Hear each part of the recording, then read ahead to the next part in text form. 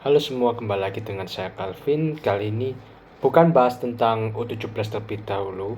Jadi kita akan bahas tentang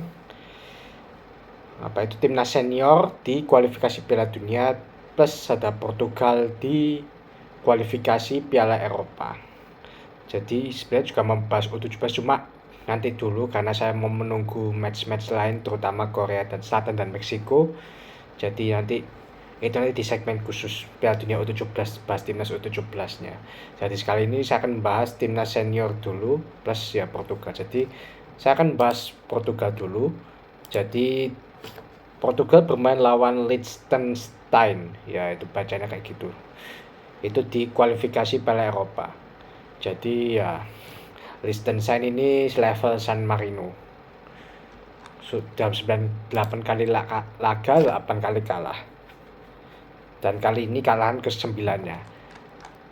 Portugal menang ya, tapi ya aku yang heran Portugal babak pertama nggak bisa cetak gol padahal dapat banyak peluang. Jadi aku anggap itu prestasi buat si Liechtenstein ini, padahal mereka diserang terus. Tapi ya Portugal juga, pemain Portugal nggak bisa memanfaatkan peluang dengan baik. Ronaldo beberapa kali gagal buat peluang jadi gol, tapi di babak kedua gol. Jadi Portugal telat panas babak kedua 30 detik langsung gol lewat golnya Ronaldo, dan terakhir gol kedua lewat Joao Cancelo 11 menit kemudian. Gol Joao Cancelo itu blunder ya, blundernya si kipernya Liechtenstein ini. Dia keluar ke keluar ke area gawangnya, yang area kotak penalti, dan ya kayak dribble dan kemudian direbut sama Joao Cancelo, ya tinggal berhadapan sama gawang kosong dan gol. Jadi ya lawat juga kipernya Liechtenstein ini. Ya harusnya ya bisa menang lebih sih kalau Portugal. Bagi Portugal pemainnya bagus-bagus, ada Joao Felix, ada Bernardo Silva, Jota, Cancelo, Ronaldo juga ya, Bruno Fernandes, cukup bagus pemainnya. Tapi ya ini kalau di pertemuan pertama Portugal menang 4-0, jadi ini penurunan bagi Portugal juga. Tapi ya berkat kemenangan ini ya mereka ya dipastikan lolos ke Piala Eropa. Sekarang Portugal berada di posisi pertama dengan 27 poin. Yang posisi kedua Slovakia 19 poin, beda 8 poin, dan tinggal satu pertandingan lagi. Jadi ya Portugal pasti lolos dibareng sama Slovakia ya. Slovakia juga pasti lolos sih karena Luxembourg cuma 14 poin, jadi mungkin nggak mungkin bisa ngejar. Liechtenstein, Iceland peringkat 4, Bosnia peringkat 5, Liechtenstein 6, dan poinnya 0.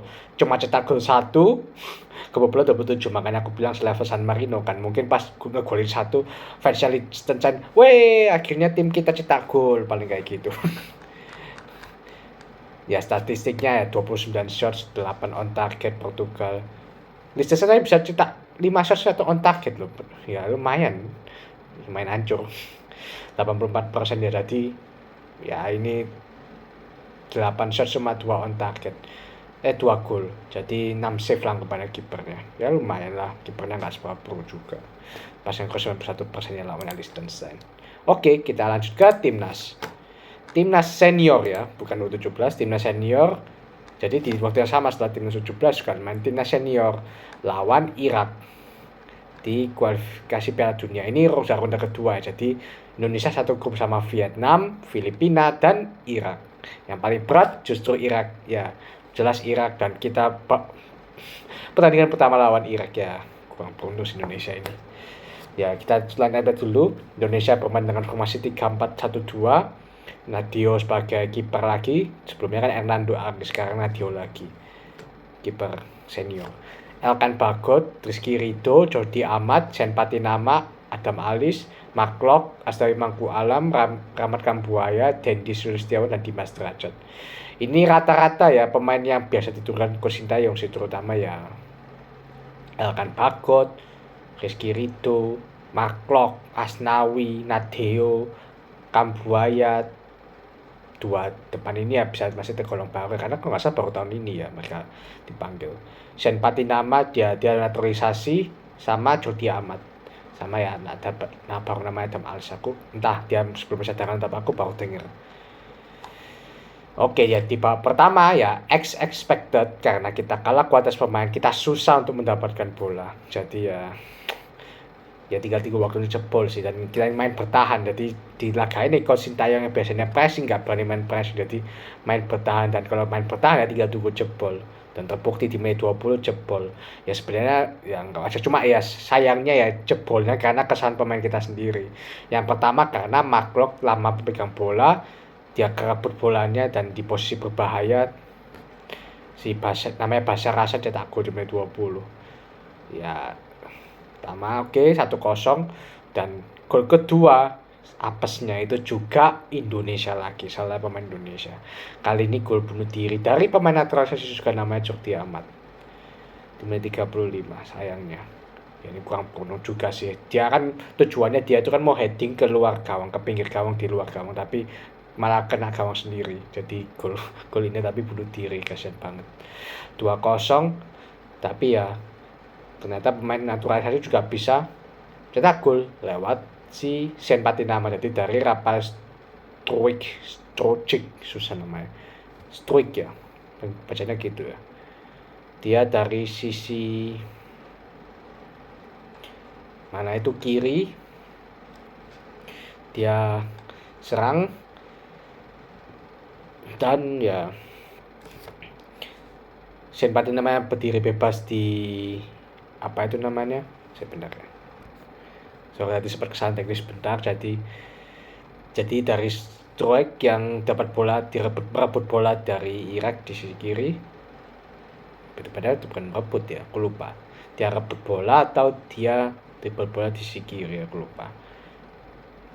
Dia umpan ke Sen Patinama ya, dan dia berdiri bebas dan di sisi kiri, dan gol 2-1. Ya aku bilang ya kalau Indonesia bisa cetak gol di lawan Irak ya itu sudah cukup bagus.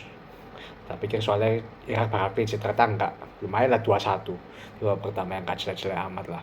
Tapi di babak kedua berubah lagi. Betul-betul jelek mainnya Indonesia, ya susah dapat bola. Mark kena kartu kuning juga. Berarti ini mungkin penampilan terburuknya Mark. Dan gol ketiga oleh Osama Rashid di menit 60. Tapi itu kalau gol ketiga lebih kesalahannya Asnawi karena dia salah mengantisipasi juga. Terutama dari nomor 2 yang kehilangan bola. Nomor 2 itu siapa? Akan Fikri kehilangan bola, kemudian Asnawi yang decision makingnya salah, jadi dia kayak telat untuk menutup pergerakan pemain Irak, dan ya pemain Irak ini nendang. Jadi kalau nggak salah pemain Irak sebelumnya itu dia ngumpan, tapi bolanya mantul kakinya Asnawi dan berubah arah dan kena ke kakinya Osama Rashid ini, dan dia tendang di posisi yang enak di luar kotak penalti dan gol. Ya itu juga sebenarnya salah Nadio harus bisa nangkap sih.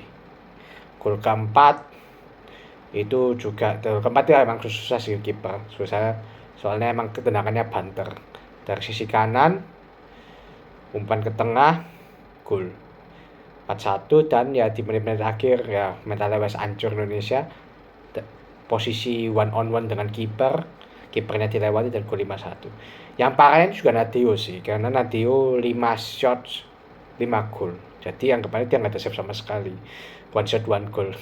Bahkan kalau di statistik, kita sebagai statistik ya, kalau di statistik waktu itu kalau nggak salah shot on targetnya Irak itu cuma 4, jadi anggap aja semua gol, karena satunya kan bunuh diri. Jadi ya parah juga si Nadio ini. 5-1 ya ini calculated loss, tapi sayangnya gol-gol itu udah beberapa dari kesalahan pemain kita sendiri gitu sayangnya. Tapi ya nggak apa-apa, ini baru pertandingan pertama ya, mungkin konsisten masih mau coba-coba mungkin atau apa. Jadi Irak posisi pertama, Vietnam kedua dengan 3 poin, Filipina 0, Indonesia 0. Tapi masih banyak harapan, semoga ke depan Indonesia bisa main lebih baik lagi. Masih ada 5 laga lagi lah di babak grup ini. Ya itu aja sih, 2 pertandingan itu aja. Ya aku harap yang terbaik buat timnas Indonesia juga. Terima kasih sudah menonton.